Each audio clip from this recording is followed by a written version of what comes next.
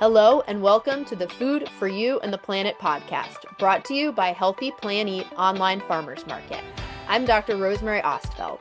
Together, we'll hear from leaders in environmental science, agriculture, medicine, nutrition, entrepreneurship, and more. Subscribe to hear the latest in healthy and sustainable food solutions. Today's episode features Rishim Sachdeva, founder and head chef at the Michelin recommended restaurant Tendril in London. Chef Rishim Sachdeva has held senior positions at some of the best restaurants in London and India. A couple of years ago, as a self-proclaimed hardcore carnivore, he used Veganuary to challenge himself. Can I create food that satisfies my cravings as a meat eater whilst giving me satisfaction as a chef? The answer was yes, and he's never looked back. Inspired by his travels around the world and not pigeonholed by a cuisine type, Rishim has developed his own cooking style that's unique. Tendril Kitchen showcases what's possible in plant-first food. He knows that reducing our meat intake is great for our bodies and for the planet. And with incredible produce available on our doorsteps, he believes that great vegetables deserve to be the hero. Thanks so much for being on the show today. Thank you, Dr. Rosemary. Such a brilliant introduction. Really appreciate that. So, Risham, why did you decide to become a chef? Oh, wow, that's the only thing I've known. I have sort of enjoyed cooking from very, very early days, as far as I can remember. Yeah, I used to cook like dinners at home when I was like 13. My evenings have been spent on the counter of my mom's kitchen, just watching them cook. And yeah, I think I always had that inclination to do something incredible, like this is kind of how ingredients transforms into food. As a young man, a young child at that time, I think was very fascinating. It still is. And yeah, that kind of stuck on for me. Can you tell me a little bit about your career path? So I'm originally from India, and I moved to the UK, London, in 2003. I was 17 then, just after the high school. Coming from a family, there's always, coming from an Indian family, there was always the thing that, you have to study, you have to go to university. But I kind of knew that I wanted to kind of get into food, and, the easiest, most simplest route was to get admission into a university which would offer both, which would get me a degree, as well as, kind of help me get into restaurants as well. So yeah, I moved here, did my hospitality and tourism from Oxford Brookes. And then I just started working in restaurants, on my any time off I would get on the weekends, evenings.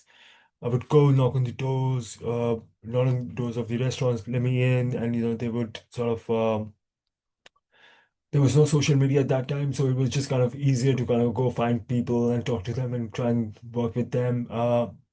Yeah, so I did that for a few years, and once I was able to land myself a full-time job, I went to some really good Michelin star places in London, started working there, get a hang of how things, how kitchen operate, how professional environment is, start building a team, start learning to be part of a team.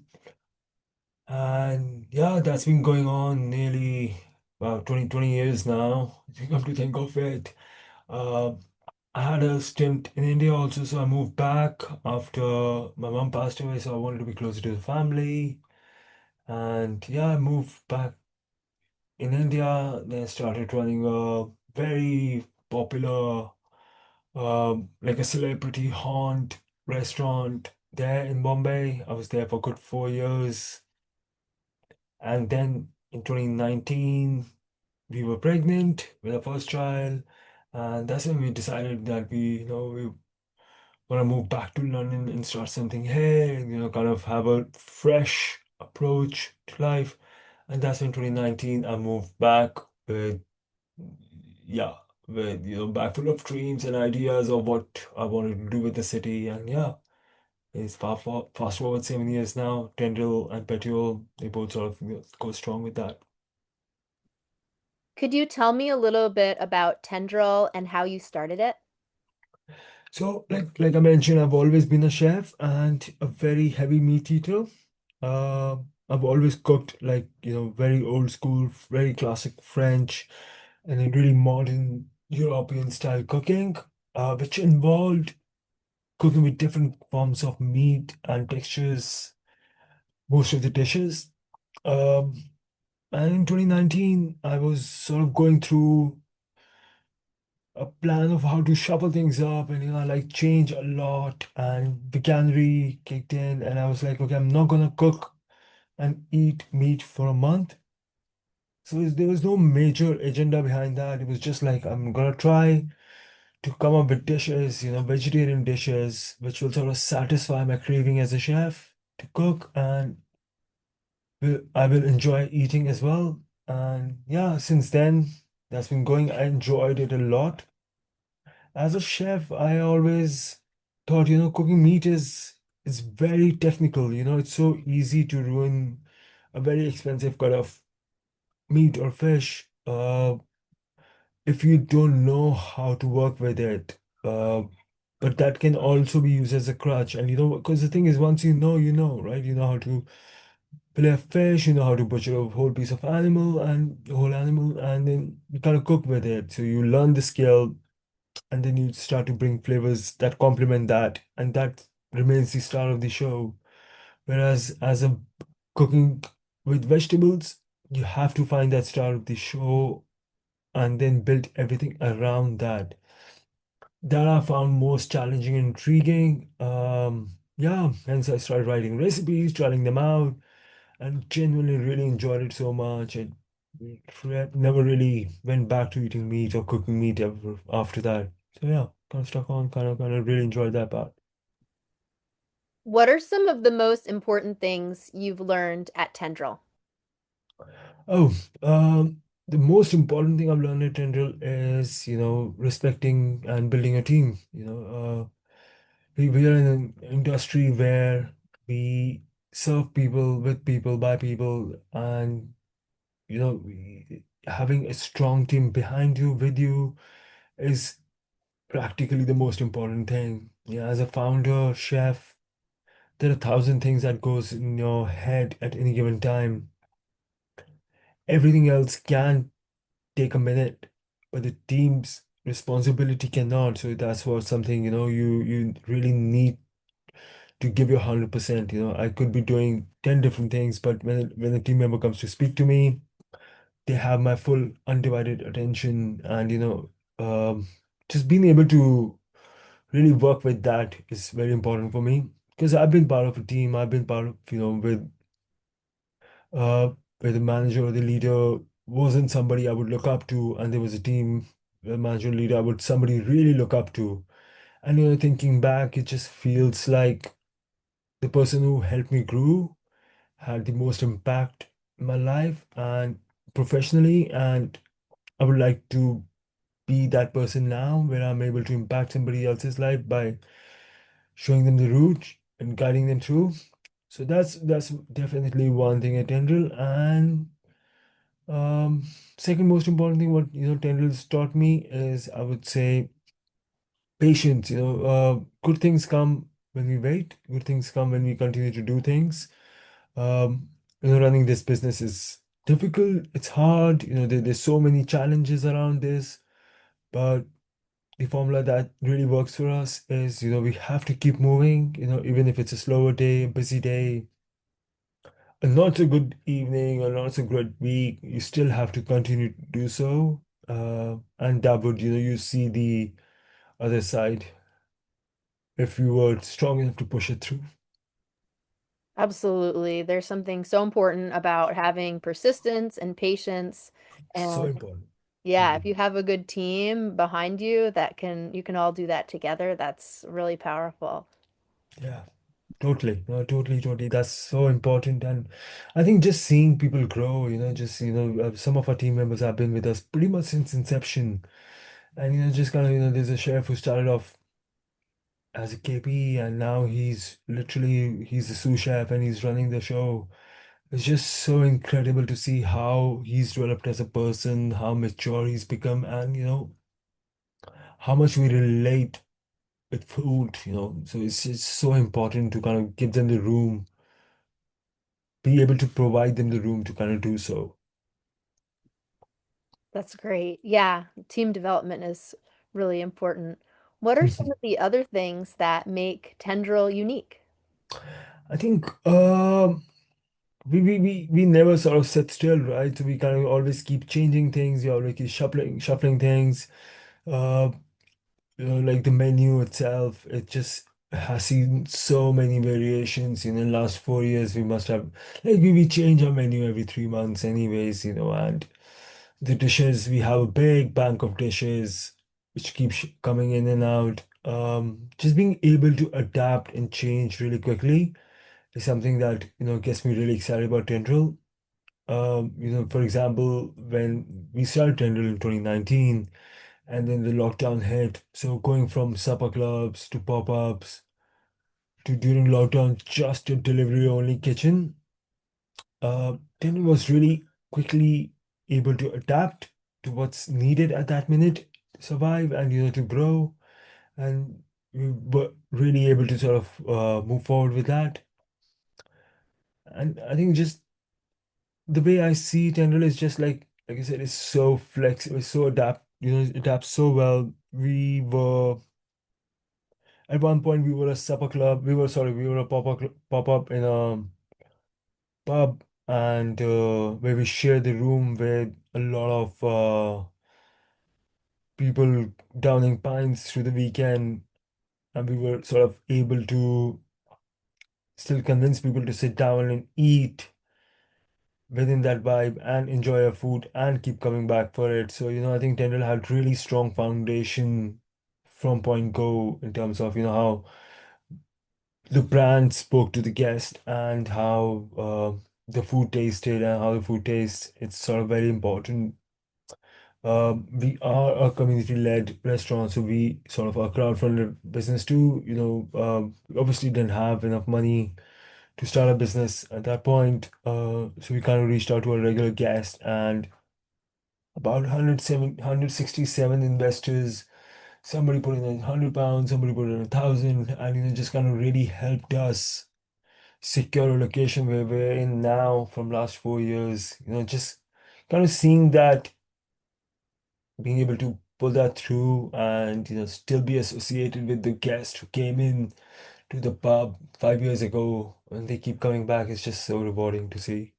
It's great that you've been able to bring that community with you along the way. So, why did you decide to make Tendril a mostly vegan kitchen? Yeah, because I still eat cheese. You know, there's something I haven't been able to give up, and it's something I've tried a few times, and I've tried different variations of it. But it's just yeah, something you keep coming back to. I wanted to be honest to my guests. You know, if I'm eating cheese, I don't want to say I'll be running a vegan place, but, you know, I'm sitting there having a, you know, like a brie on toast, and so it just didn't feel fair and honest. And so from point go, we were like, you know, we are, you know, menu is a reflection of me, and menu is a reflection of what I like to cook and eat. So yeah, the cheese kind of stuck on, and I would say a lot of our regulars or people who are coming to try us for the first time aren't really plant-based, aren't really vegans. They are cutting down on meat, or they're looking to, you know, switch to a vegetarian diet. And that's where we come in. That's where we sort of, you know, help them with a little guilty pleasure there. What are things you consider when you create new foods for the menu at Tendril? Oh wow. Okay. So we that's really interesting. I love to sort of I mean, writing the menu and cooking is still one of my favorite bits. So, you know, putting a dish together is absolutely brilliant. It's very, you know, it's so rewarding. But finding the right space in the menu is something I feel is it takes a bit more effort. It takes a bit more sort of, you know, understanding of how different things play. So if we were to sort of come up with a new dish, and when we do, we try we definitely don't repeat ingredients. So if we have seen a beetroot in some form, we would not see beetroot in any other form in the whole menu. and same applies to the flavoring. So, if you have seen a particular level of spice or a cuisine, an idea of a cuisine somewhere, so we would not repeat that. So, our set menus, our tasting menus are called discovery menu. The idea behind them is I want people to come on a journey with us to discover what can be done with vegetables. So, having that little surprise element to a dish is something that's very important to us. And, just kind of being able to work with that is something we get very excited about. So coming up with a dish is obviously got to be in season. It's got to be something which is consistent. We doing one plate on, a trial round is simple, but doing the same plate, 100 times over in the same evening is something we are very particular about. So consistency is the key. We will look back at our resources and see, okay, this is what we can potentially achieve. This is how long it's going to take for the guest to eat. This is how long the kitchen's going to take to build. All of those keep factors in mind. We come up with a dish, and yeah, that goes on the menu. Obviously, the textures, fat, salt, acid, everything sort of there. It just kind of have to be there. What are some of your favorite things on the Tendril menu? Oh, it's really, really hard to begin. It changes a lot. Um, I think we have this amazing purple potatoes with like a soy glaze and a sesame cracker dish. That's somehow become a signature. That's been on, and I really, really still enjoy it. It's been 5 years that hasn't moved. I still really enjoy that dish. If I was sitting down with somebody and that dish came around, I would definitely that'll be my first pick. I really enjoyed. We did a celeriac dish last season. That was really interesting. We had like a whole celeriac that was fermented, and then we had some grapes which we dehydrated and then turned them into chewy raisins and mixed them up with a little bit of mustard aioli. And the take was like a very traditional British coronation kind of vibe. And then went on a lunch salad menu. That was super fresh. It just tasted so nice. The acid and the fat in it was incredible. Really enjoyed yeah, so we had this again like a mushroom dish with a clay pot kind of noodles vibe. It was again really, really interesting. We had like an orange, like a very heavy citrus umami sort of dressing to go with really deep cooked mushroom, high on caramelization, and we had really like shards of noodles to serve with that. It was just, yeah, it was incredible with like a burnt lime veg. It sounds like there are a lot of really good things on the menu featuring lots of produce that is in season. What are some of the honors and accolades Tendril has received since it began? Wow. Yeah. I, Thank you for asking. I'm usually not the one sort of, kind of keeping a track of it, but, we've been sort of, listed. We've been We've been very excited for people to keep coming back. I think that's one of the biggest accolade we can achieve. The team's been on with us for a very long time, which is obviously very rewarding to see. We've been able to open the second place, and just getting that treatment's definitely there, and people showing that kind of love to Petiole, to the new space we have is also really promising. We were listed for in the Michelin Guide last year, and we're still there, so which is really sort of rewarding for the team and us. We were so for Square Meal, we were listed in top 5 vegan restaurants.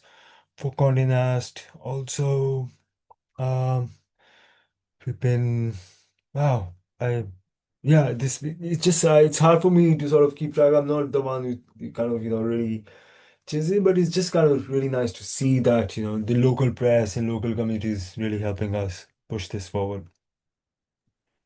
What do you see as the future of healthy, sustainable, and delicious food? I think understanding and the balance is really important. Having a balanced diet, not just as a person, but as a community, I think is very important. Eating what's in season. It's not sort of a fancy word anymore. It is the need of the day. Um, your strawberries cannot travel 4,000 miles anymore. Just don't think it's practical. Um, in terms of healthy, it's sort of watching, I think just having that enough information of what's on your plate or what you're eating, because health is so different. What's your healthy for me might not be healthy for the third person, but just kind of me having the knowledge and understanding of what am I eating and what's doing that to my body and the environment. It's something I think the education piece is sort of very important. Uh, the bottom line for food is should be delicious. We should find ways to make it tasty. We gotta eat at least thrice a day, so you just gotta make sure it's nutritional and it's delicious. That's sort of very important. It's long-term sustainable in that sense. Yeah. Is there anything else you'd like to share? I would really like to thank you for giving me the chance for this, and yeah, I'm sort of very excited to see what the future holds in terms of being a plant-based diet, and the work you're doing is, I think it's incredible. Running a farmers market, running an online farmers market, and trying to reach to a wider audience, overseas also is so incredible, and I think we need sort of more passion and more thought like that move us forward. Thank you so much, Chef Risham. It was really wonderful talking to you, and I love the work Thank that you've you. done at Tendril. I've been to the restaurant. It is delicious. It's one of my favorites that I've ever been to. So, yeah, it's such a pleasure to speak with you today. Thank you so much. Thank you. Thank you so much.